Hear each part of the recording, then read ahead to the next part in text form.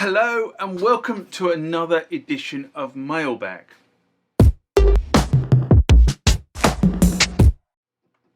What is Mailbag? Well, Mailbag is a feature of the channel where you guys leave lots of comments on the channel and I attempt to answer those comments, or if I can't answer those comments, I throw it out to you guys who have more knowledge on some of this stuff than I do. So let's get into the first mailbag of this session. Remember, like, comment, subscribe to the channel. Go over to Instagram and follow me there. Go over to Facebook, follow me there. That's where the normal notices are.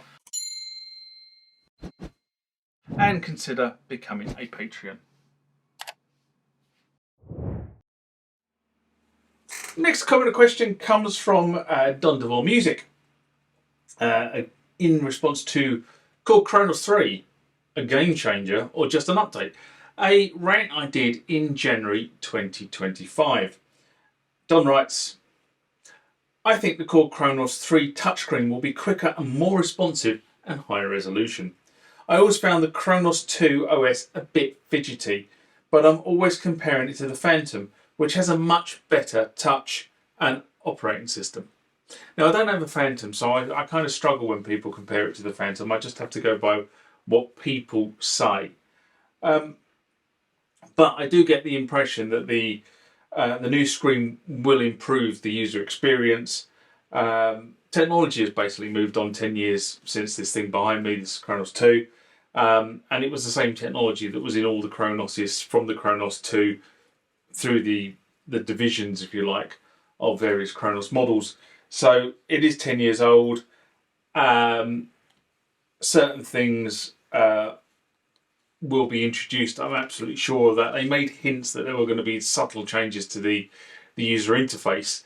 But one of the most notable changes, and this is due to technology marching on and the unavailability of parts, is there's a new motherboard in this in the Kronos 3 that runs significantly faster. It's got more horsepower under in its engine, and that, in terms of processing the screen information, makes the screen far more responsive. And that was demonstrated again at NAMM. This was, there's certain things that they were trying to get across at NAMM, and that was one of them. The more responsiveness of the screen. In terms of what they're changing in the UI, that was less focused. There were a couple of comments on changes to the UI, but it wasn't really focused on it. It was all about sort of performance and boot time and screen response, etc., etc. Next comment question comes from Diego Perez, and this was in response to Yamaha SY77. How to perform the factory reset on the Yamaha SY77. A video I did in January 2024. And Diego writes, hello. Can the sounds of preset 1 and preset 2 be modified and saved there? I mean, if I modify the sound, I don't have to use a preset from the internal bank or the user banks, but I can save the modification back to the sound of preset 1 or preset 2 and it stays there. Since I want to save other sounds into the internal banks, 64, and 64 is quite few. That's why I want to modify my liking to some of the 128 that preset 1 and preset 2 have by default. Now, interesting question. And the basic principle of the presets is that they are in the ROM of the machine and therefore cannot be overwritten. If you make modifications, the whole idea of the user banks, to be honest, was to allow you to make the modifications to the presets if that's what you wanted to do, and then you would save them back into the user banks and they would be your go-to sounds for whatever it happened to be in the future. Now, one of the great things about the SY77, of course, over the previous Yamaha synth ranges, the SY77, the 99 and the 85 all had floppy disks. So you could back up those sounds to floppy disk and you could recall them quite quickly.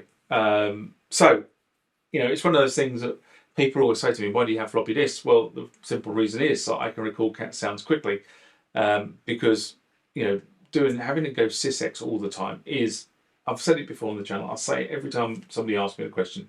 I can do it. I do it, but it really is a painful process having to, get the machine out, go find the sysx file from the library, hook up. So I always use this thing for sysx dumps, which is a very simple MIDI interface that sits there. I don't use my big MIDI interface, which is this one there. I could do, but I just find that I get less errors with the older synths with the simple interface. So read into that what you will, but I just find that doesn't give me any errors. As long as I set up the parameters correctly for that thing, it works every single time. I never have a problem. Really, the only problems I do have with MIDI is when I get a new synthesizer and a new collectible synthesizer, and then have to go through working out what the parameters are, because no two synthesizers run on the same parameters, of course.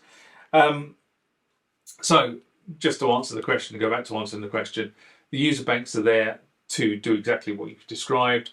The presets are there because they are the stock sounds of the synthesizer.